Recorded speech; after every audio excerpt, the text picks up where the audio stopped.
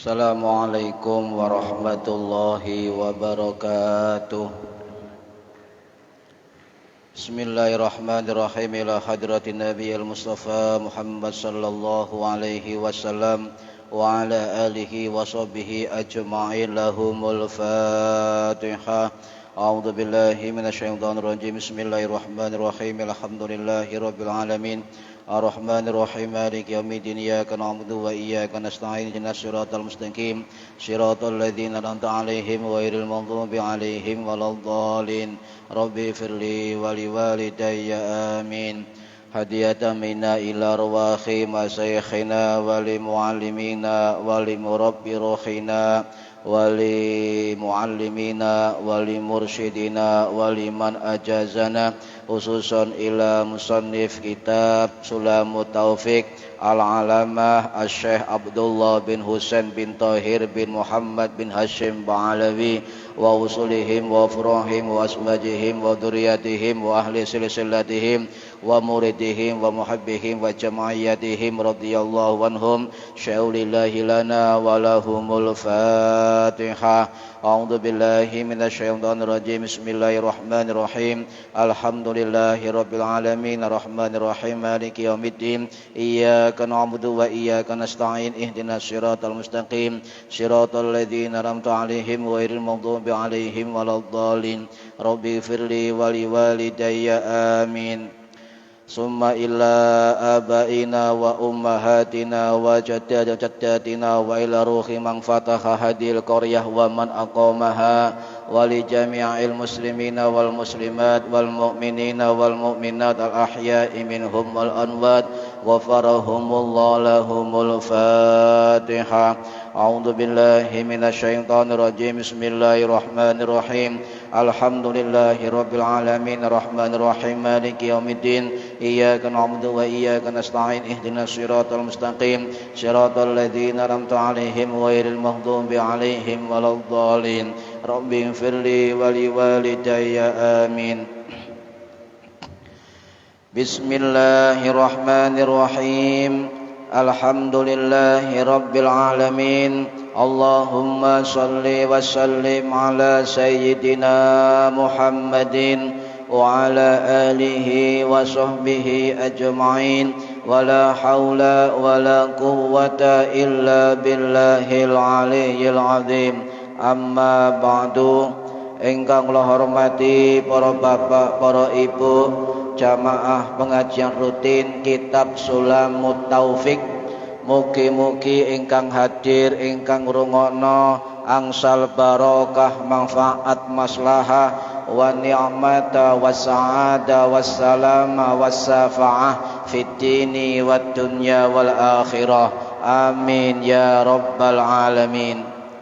Para bapak, para ibu yang saya hormati, masih halaman 24. Bismillahirrahmanirrahim.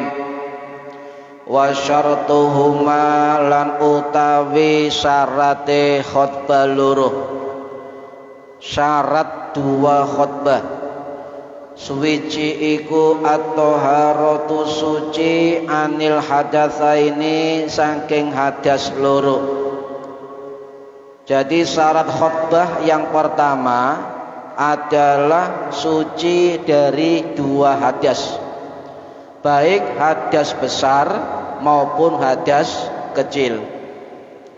Wa anin najasati lan saking pira-pira najis fil badani ing dalem badane, wal makani lan ing dalem panggonane, wal mahmuli lan kang digawa lahu kaduwe khatib. Jadi yang kedua, suci dari hadas besar maupun hadas kecil, ya, dan juga suci dari najis, baik najis yang ada dalam badannya, najis yang ada di tempatnya, atau najis yang di bawah. Apapun yang dibawa khotib ketika khutbah, barang apa saja itu harus suci. Ya. Jadi khotib yang khutbah itu harus suci, harus pakaiannya, serbannya, sarungnya, dalemannya, kopiahnya, ya, atau kalau bawa HP-nya itu harus suci. Kemudian juga tempatnya juga harus suci. Ini syarat yang pertama. Jadi ini satu kesatuan para hadirin. Jadi anin najasati, suci dari najis, najis yang menempel di badan, najis yang ada dalam pakaian, najis benda yang dibawa. Ini satu kesatuan. Kalau salah satunya terkena najis, maka khotibnya ketika khutbah Jum'ah tidak sah. Karena apa? Tidak memenuhi syarat, ya? Tidak memenuhi syarat. Nah, keterangan ini itu juga ada di berbagai kitab para ulama fikih. Salah satunya keterangan adalah dalam kitab Muqaddimah Al-Hadramiyah Hamish Busrul Karim, karangannya Syekh Abdullah bin Abdurrahman Bafadhol Al-Hadrami Asy-Syafi'i yang wafat tahun 1512 Masehi. Juga dijelaskan panjang lebar tentang syarat-syarat khutbah. Nggih, syarat-syarat khutbah.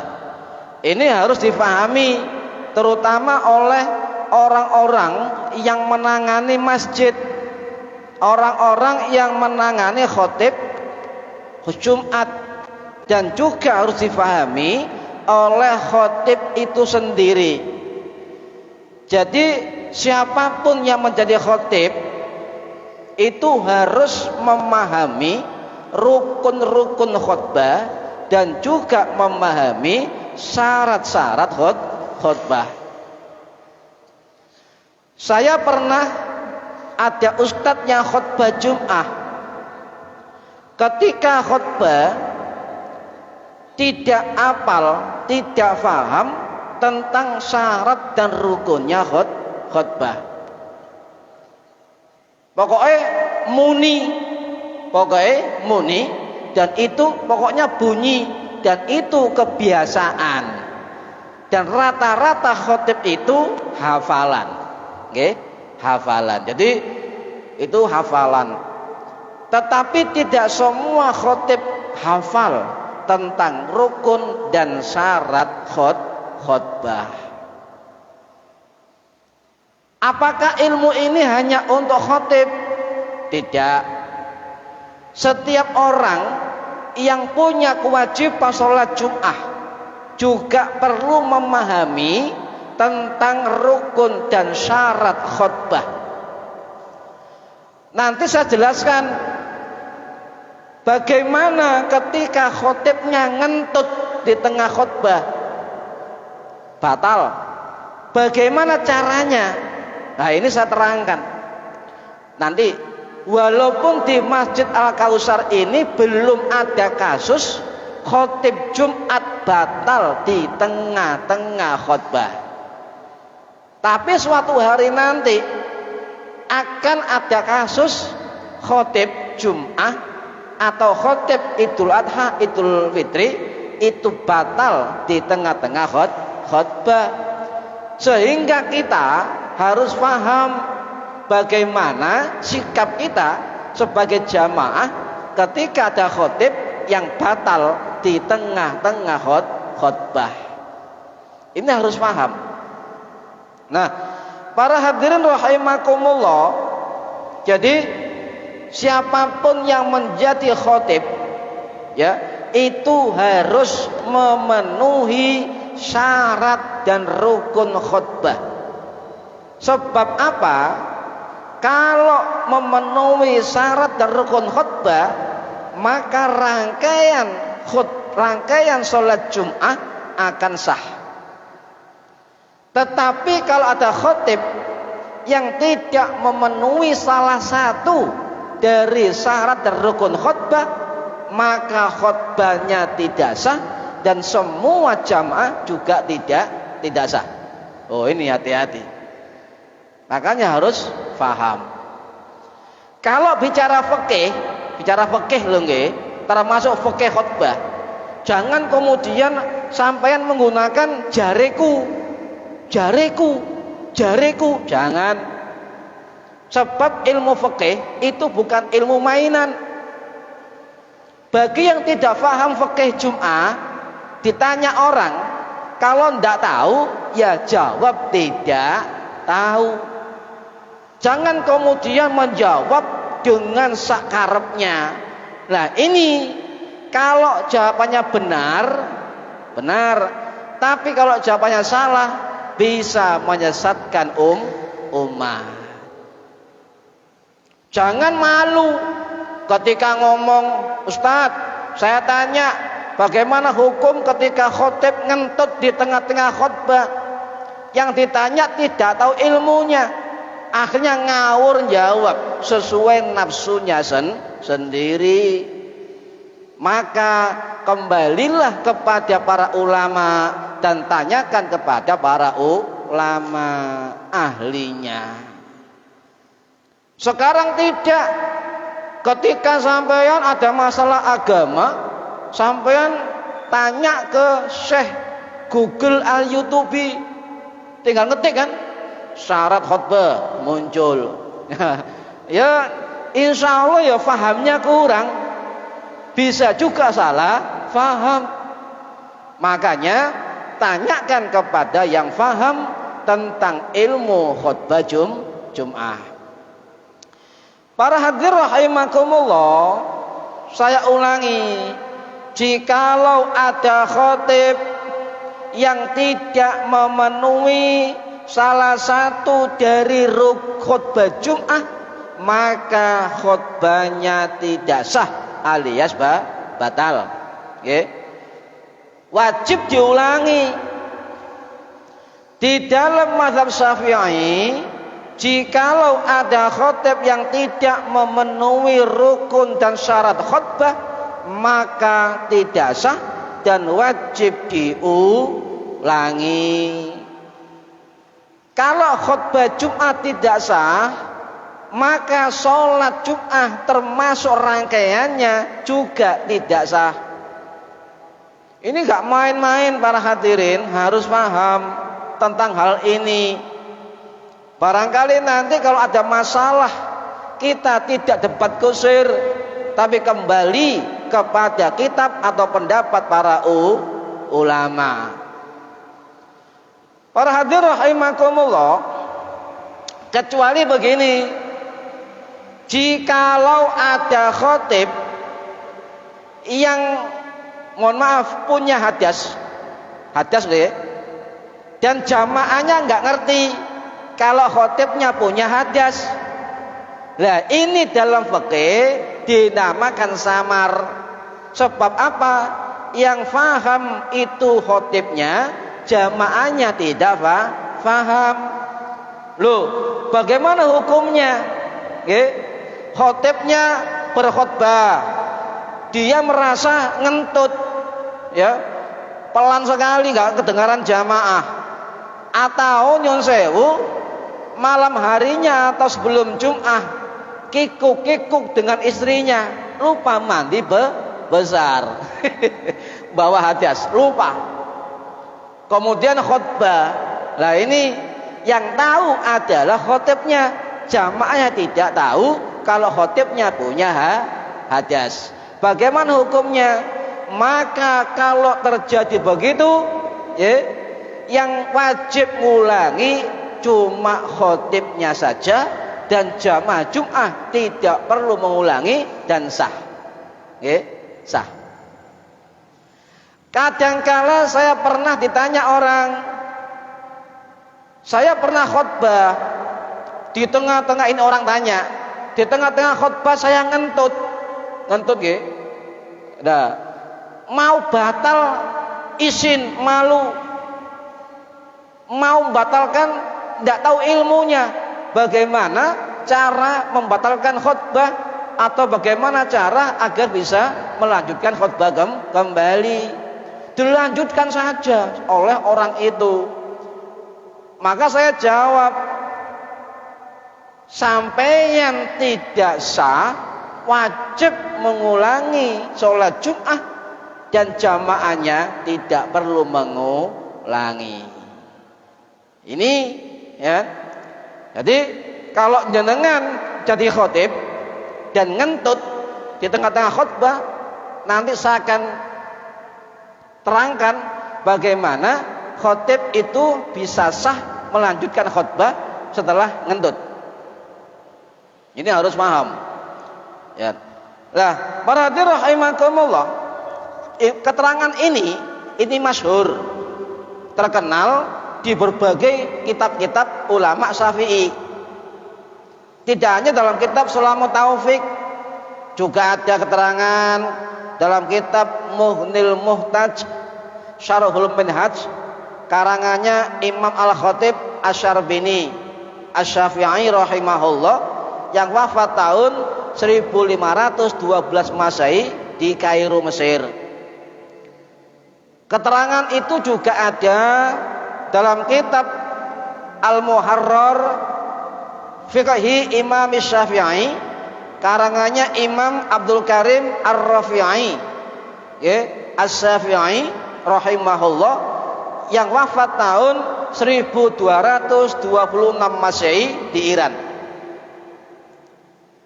Keterangan tersebut juga ada dalam kitab Al-Fiqhul Manhaji karangannya Syekh Mustafa Dzib Al-Bugha dan Syekh Mustafa Al-Khin. Ini ada. Juga kalau tidak salah ada juga keterangan seperti itu dalam kitab At-Tawsikhu ya fi Ibnil Qasim ala Ibnil Qasim, kitab At-Tawsikhu ala Ibnil Qasim karangannya Syekh Nawawi Al-Bantani yang wafat tahun 1898 Masehi dan lain-lain. Sehingga menjelaskan posisi ketika imam khotib ya, hadas tengah khutbah itu nanti saya jelaskan dengan rujukan kitab-kitab tersebut. Sehingga kita tidak ngawur untuk menjelaskan berbagai hukum. Karena saat ini nyon sewu banyak orang kepedean. Kepedean apa? Dikenal sebagai tokoh atau apapun, tetapi tidak paham tentang ilmu fikih. Ditanya orang, jawabannya ngawur. Sehingga jawaban yang ngawur tadi dianggap benar, jawaban yang betul dianggap salah. Hati-hati, sekarang zaman wala-wali. Ya, zaman wala-wali. Nah, para hadirin rahimakumullah, jika nyun sewu nggih, jika membawa najis nggih, jika khotib membawa najis ya, membawa najis, atau jika khotibnya ada rukun yang tertinggal, atau jika khotibnya itu terbuka auratnya, maka jelas itu batal, khutbah Jum'ah batal. Sehingga khutbah Jum'ah dan rangkaiannya itu juga batal, harus mengulangi lagi.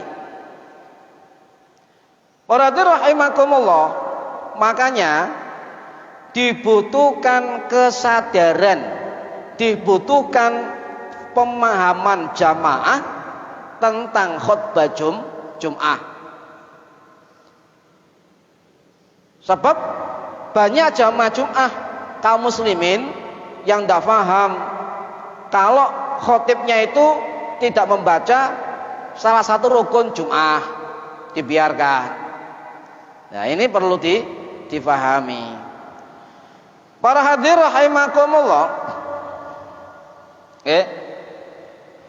Nah, sekarang saya terangkan, jika khotib itu batal di tengah-tengah khutbah, misalnya khotib ngentut, khotibnya ngentut, ya, jamaah itu tidak ada yang faham ilmu, misalnya ya awam tidak faham, kemudian khotibnya itu turun dari mimbar, kemudian menuju tempat wudhu.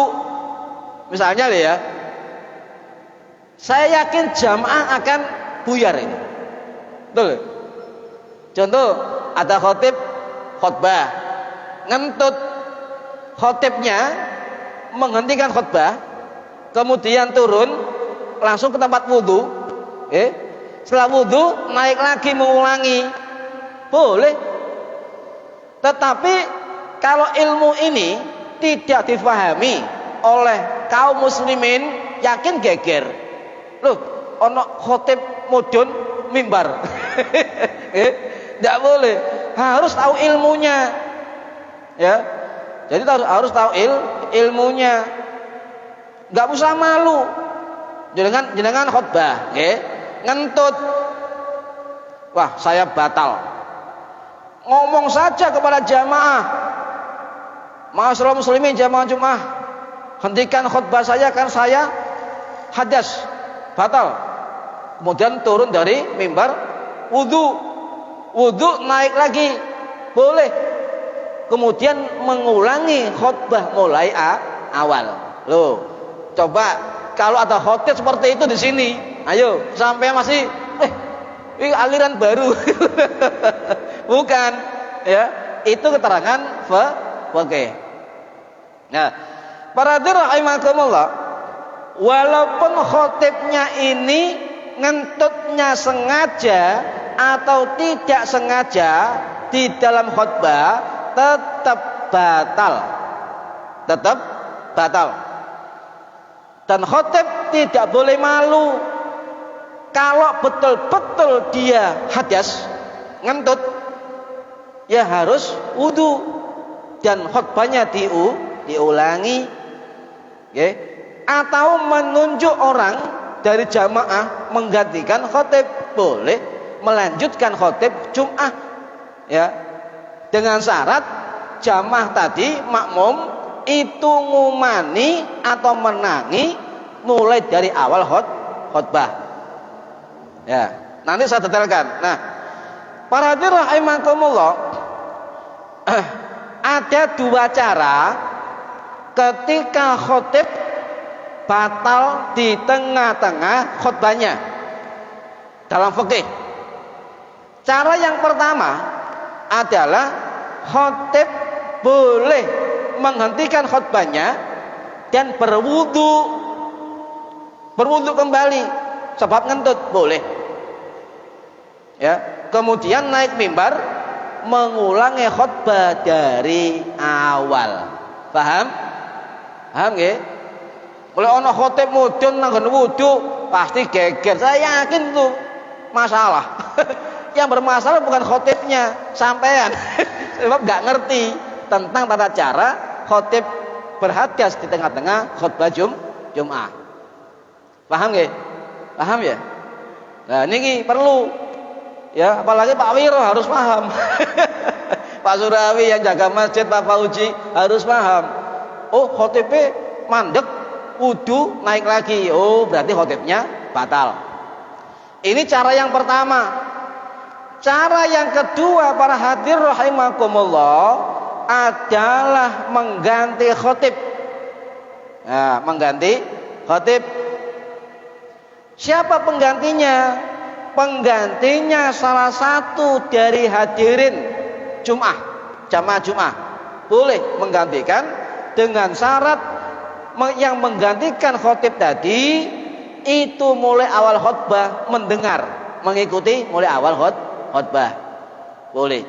Jadi ada dua solusi ketika khotib itu hadas atau batal di tengah-tengah khutbah. Ini pernah terjadi pada tahun 2006 yang lalu. Khotib turun mimbar, ya, tapi khotib lupa menyampaikan saya batal. Langsung turun mimbar, nggone wudune waduh. Di luar bangunan masjid, jamaah geger, wah khotib bagaimana ini, khotib gak jelas dan sebagainya. Sing gak jelas ya sing teriak-teriak tadi, tidak tahu ilmunya. Ditunggu. Oh, mungkin khotibnya batal dan secara fikih khotib menghentikan khutbah, kemudian wudhu kembali dan kembali ke mimbar mengulangi khutbahnya. Paham nggih? Kalau balik-balik ini, kalau ulang-ulangi aja paham nih. Ya. Nah, keterangan niki itu ada dalam kitab Kasifatus Saja Naja karangannya Syekh Muhammad Nawawi bin Umar Al-Bantani, ulama Nusantara.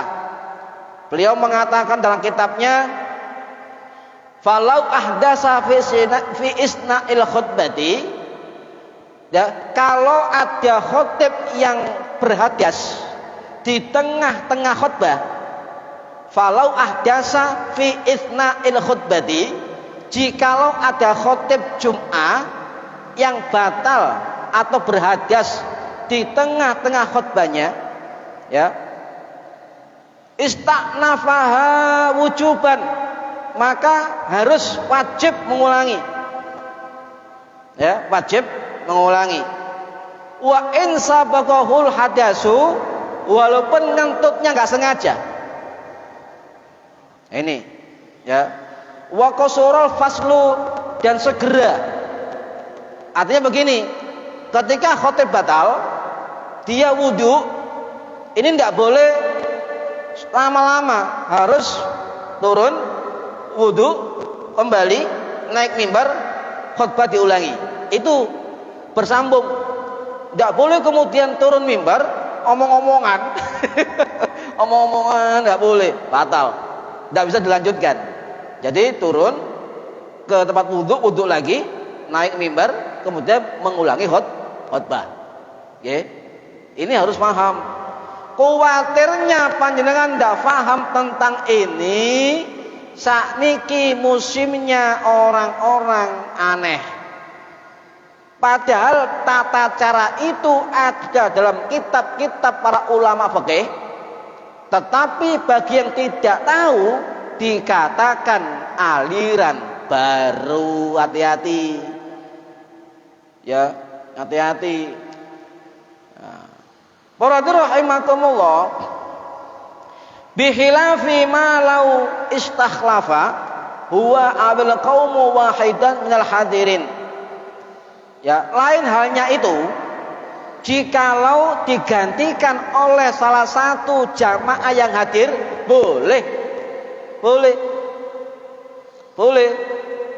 Fa innahu yabni ala ma fa'alahul awwalu minal khutbati.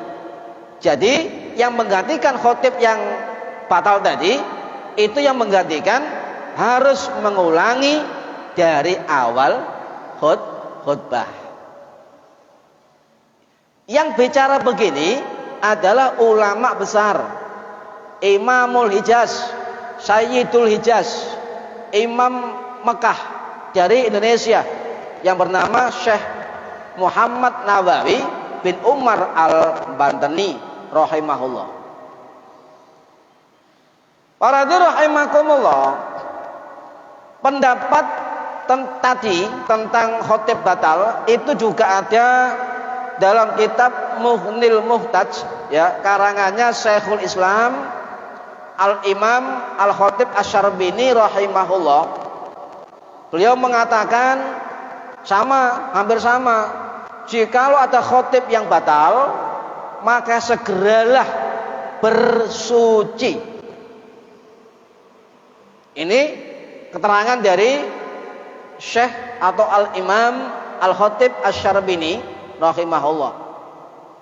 Jikalau ada khotib batal, maka segera bersuci dan wajib mengulangi khutbahnya. Wajib, ya. Ini ataupun jika ada khotib yang berhadas di antara khutbah dan sholat, maka sebelum sholat Jum'ah dilakukan, khotib atau imam tadi yang batal wudhu dulu.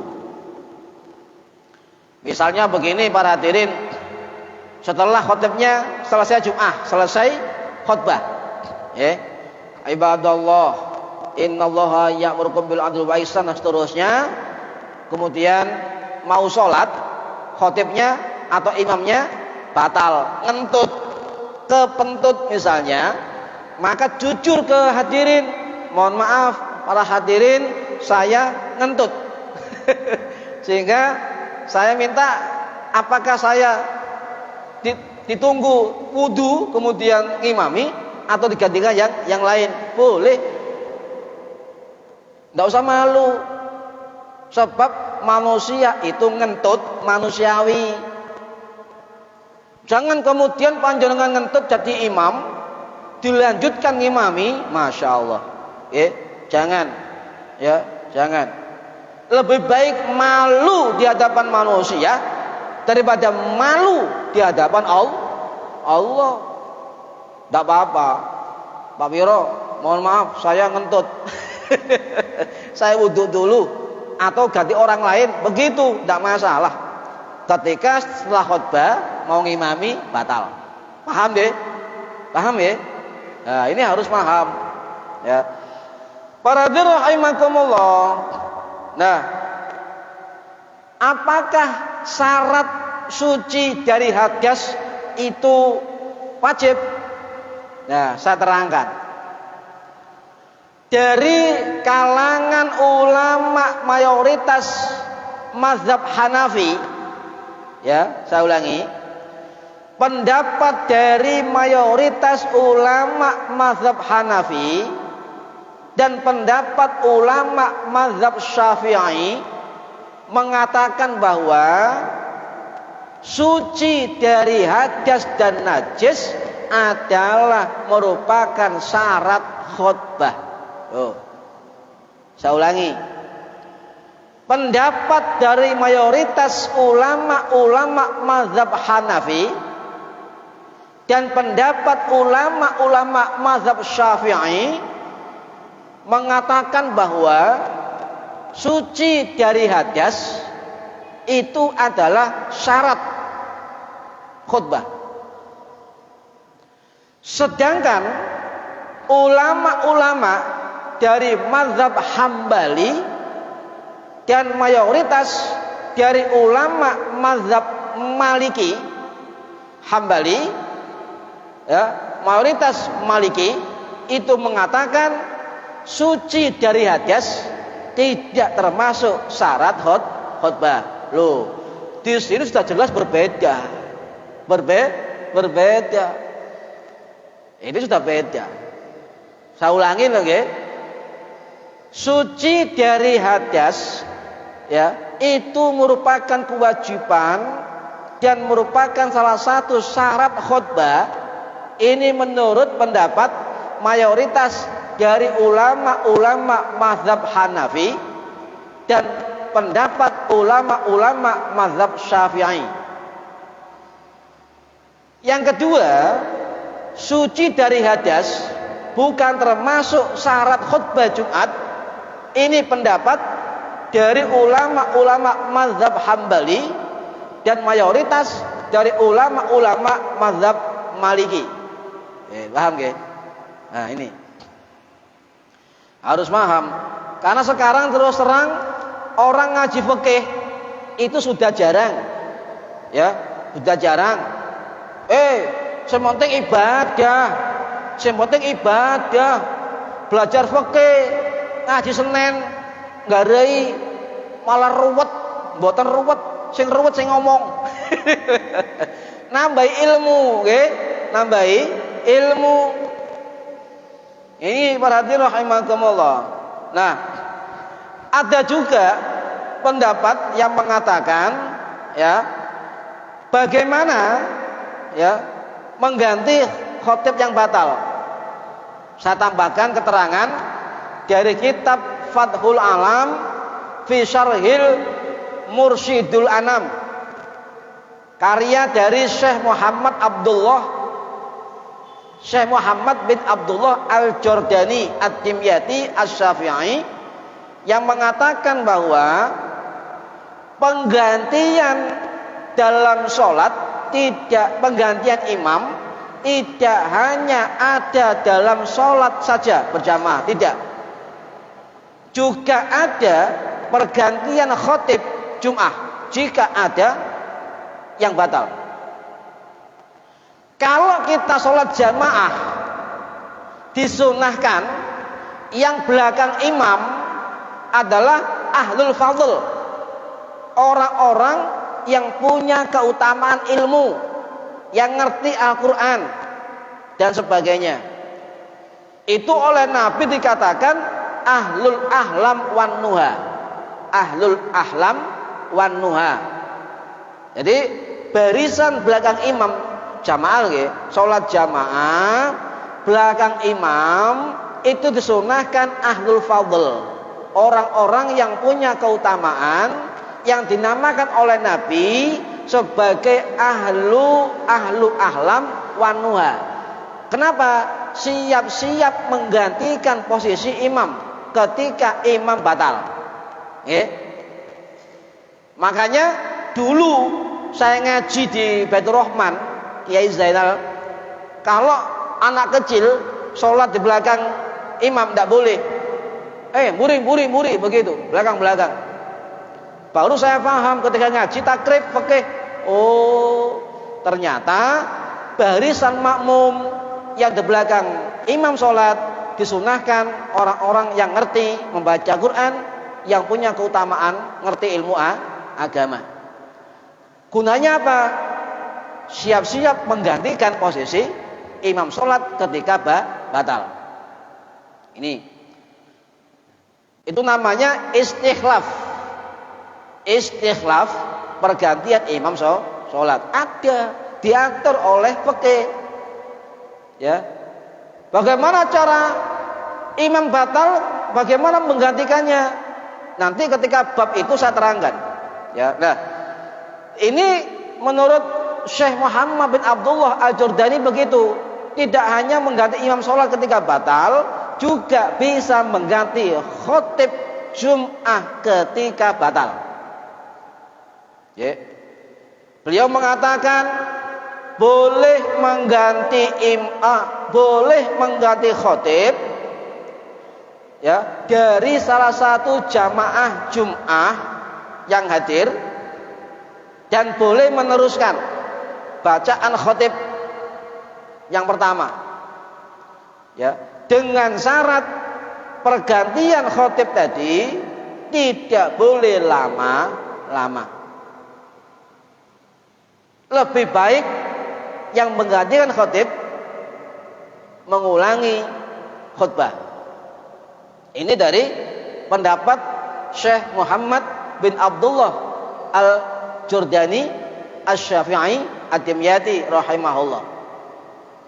Nah, para hadirin rahimakumullah, atau yang kedua kata beliau menguatkan keterangan sebelumnya, kalau tidak diganti oleh jamaah, salah satu jamaah yang hadir, maka khotib boleh ketika batal wudu dan kembali ke mimbar mengulang khutbahnya, ya, mengulang khutbahnya dari awal. Yang tidak tahu ilmu ini akan meledek. Oh, khotib apaan tuh? Masa khutbah turun wudu disambung maneh? Apaan tuh? Pasti begitu. Nah, ini adalah orang-orang yang nggak paham ilmu. Hati-hati sekarang orang jarang memiliki ilmu dan juga tidak mau mencari ilmu dan juga tidak mau membaca ilmu, tidak mau belajar lagi. Pasti jawabannya begitu, agak ngawur, sesuai dengan nafsunya. Maka bedakan para hadirin, mana ulama yang memberikan keterangan dengan nafsu dan egonya, mana ulama yang menerangkan dengan ilmu dan akhlaknya. Saya ulangi, ini penting. Zaman fitnah sekarang, kalau ingin ngaji ke ulama, Lihat ulama yang mementingkan ego atau nafsunya, ya, maka carilah ulama yang mengedepankan ilmu dan akhlaknya. Salamatan fiddin, ya, selamat agamanya. Jangan kemudian kita nggak bisa membedakan ulama besar ngomong apa wae dianggap bener kabeh. Oh tidak. Kita punya hati, kita punya akal. Pasti jenengan bisa membedakan mana ulama yang mengedepankan egonya dan nafsunya, mana ulama yang mengajarkan ilmu dan akhlaknya. Beda.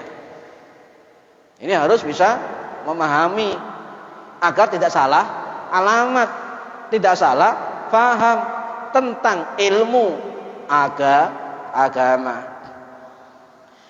Para rahimakumullah. Sekarang gini, saya tanya ke sampean, pernahkah sampean pernah melihat orang khutbah diinterupsi? Ayo, pernah nggak sampean? Orang khutbah diinterupsi. Pernah lihat? Pak? Loh, khutbah kok diinterupsi? Nah, saya ceritakan begini, ya. Sebelum saya jawab, saya melihat, ya, di Aceh.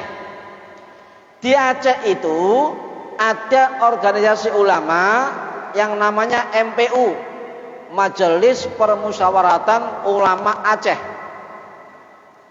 Dan wakil ketuanya bernama Tengku Kiai Haji Faisal Ali, juga termasuk ketua NU wilayah Aceh.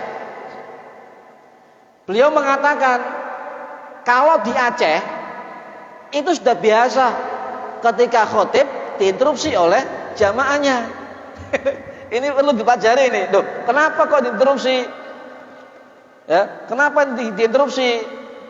Sebab menurut beliau, ya, orang khotib di sana itu betul-betul berilmu, karena jamaahnya itu rata-rata juga berilmu, sehingga kalau ada rukun Jum'ah yang terlewati atau tidak dibaca, maka diinterupsi.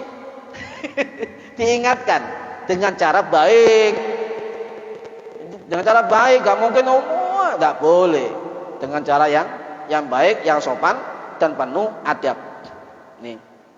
Nah, mengingatkan agar khutbahnya sah, ya, dengan cara menegur dengan sopan oleh orang-orang yang paham ilmu.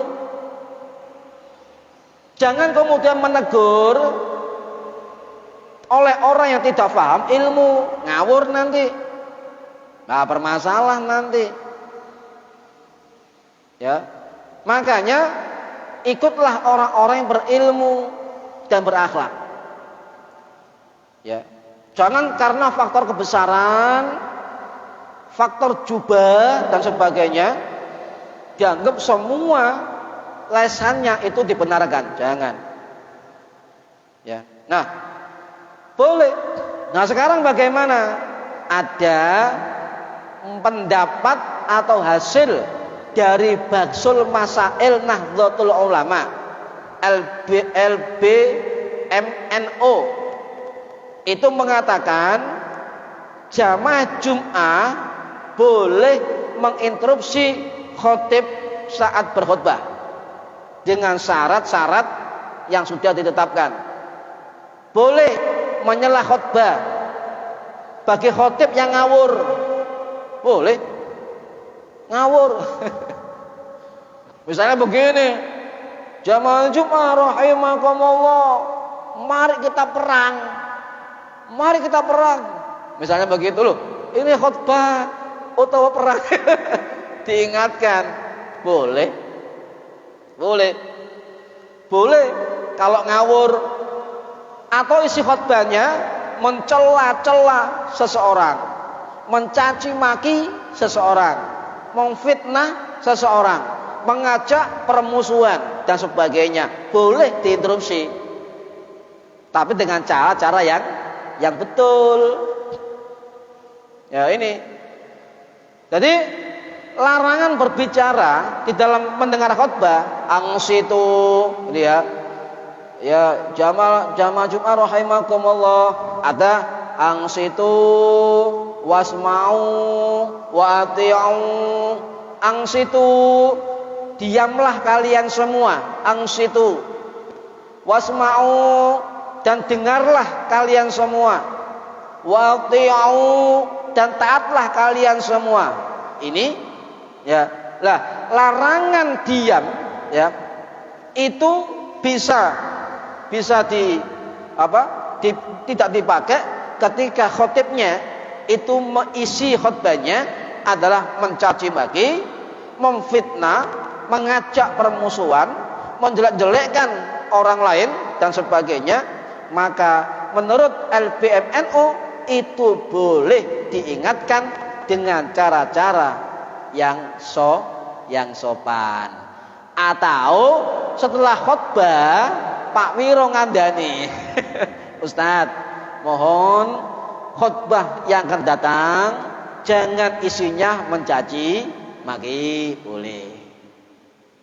Ini perlu dipahami para hadirin, dan keterangan itu boleh diinterupsi, boleh diingatkan, ada dalam kitab Al-Fiqhu ala Madzabil Arba'ah karangannya Syekh Abdurrahman Al-Jazair yang wafat tahun 1940 Masehi. Ada di dalam pendapat Imam Maliki yang mengatakan bahwa memang ada larangan untuk ngomong atau bicara di dalam khutbah, mendengar khutbah, tetapi kalau khutibnya itu isinya mencaci maki, permusuhan dan sebagainya, maka larangan untuk berbicara gugur, dan kita perlu mengingatkan khutib yang seperti itu.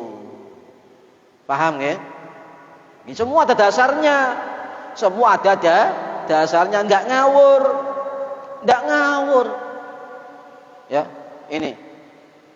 Nah, para rahimakumullah, ya, jadi boleh dengan catatan mengingatkan dengan baik, menegur dengan ilmu dan juga sopan, tidak menimbulkan keresahan bagi jamaah. Boleh. Para rahimakumullah, andai kata Pak Wiro sudah mengingatkan khotib misalnya, ya, enggak ditanggapi, ya sudah, biarkan. Daripada membuat jamaah resah dan bermasalah. Ya. Nah, silakan.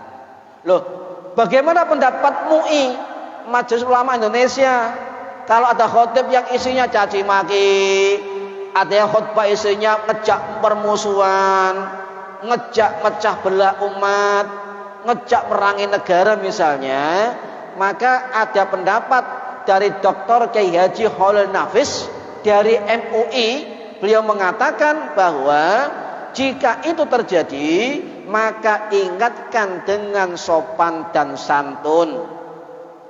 Dilakukan setelah khutbah dan jangan diundang kembali. Loh ini, ya, ini jangan kemudian membuat masalah yang bermasalah. Ya. Para hadirin rahimakumullah, masih lama. Nah, ada adab. Jadi khotib itu tidak hanya memenuhi rukun, tidak hanya memenuhi syarat khutbah, juga ada adab. Kalau orang mau belajar ya tentang Imam Al-Ghazali, beliau dalam kitabnya Majmu'ah Rasail, Imam Ghazali ini namanya Hujjatul Islam Abu Hamid Muhammad bin Muhammad Al-Ghazali At-Tusi Asy-Syafi'i yang wafat tahun 1111 Masehi di Iran. Beliau mengatakan ada 12 adab ketika khutbah. Salah satunya adalah nomor 7 apa? Kata beliau, adab khutib berkhutbah adalah menyampaikan khutbah dengan tawadhu, menyampaikan khutbah dengan ilmu. Tidak boleh khutbah nunjuk jari, tidak boleh. Misalnya, Pak Wiro ini bagaimana? Tidak boleh. Tidak boleh, kata Imam Ghazali tidak boleh. Begini tidak boleh. Atau begini tidak boleh. Adab. Kemudian tidak boleh sombong, tidak boleh arogan. Ini kata Imam Ghazali. Kemudian adab yang lain adalah berikan isi khutbah yang bermanfaat untuk kaum muslimin. Ini nggih? Paham nggih? Nah, ini. Senin depan saya akan jelaskan bagaimana khotib itu terkena najis dan terbuka auratnya. Caranya bagaimana? Senin yang akan datang. Moga-moga bermanfaat di dini wa dunya wal akhirah. Al-Fatihah. Bismillahirrahmanirrahim. Alhamdulillahirrahmanirrahim. Maliki yaumiddin. Iyyaka na'budu wa iyyaka nasta'in. Ihdinas siratal mustaqim. Siratal ladzina an'amta 'alaihim ghairil maghdubi 'alaihim waladdallin. Rabbighfirli wa li walidayya. Amin.